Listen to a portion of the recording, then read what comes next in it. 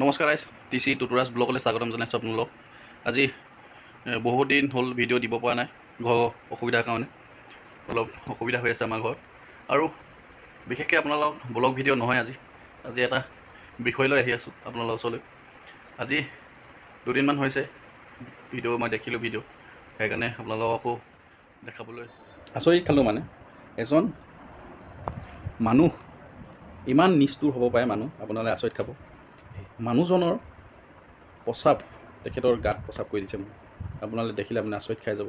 আৰু কিমানখিনি মানে জ্ঞান বা মানুহৰ মগজে দুখী পায়, আৰু কিমান মানৱতা জ্ঞান তেখেতৰ মগজ, আপোনালোকে চাওক ভিডিঅ'টো, তেতিয়া বুজি পাব কেনেকুৱা মানুহ।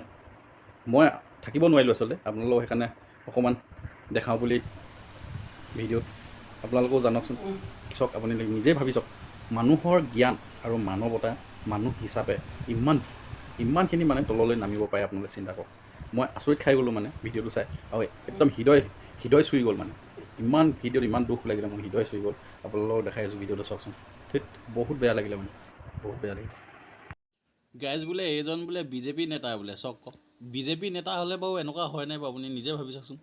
এইজন বোলে বিজেপি নেতা কি এয়াই জ্ঞান নেকি?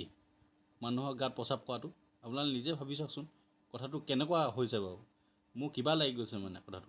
এইবিলাক মানুহৰ জ্ঞান নাই আৰু মগজ নাই বুলি ক'ব লাগিব। মানৱতা জ্ঞান একোৱেই নাই। মানুহ নহয় আচলতে, মানুহ নহয়। এজন দানৱ বুলি যাক কয় যে, এইজনকে কয় দানৱ, মানুহ নহয় এজন।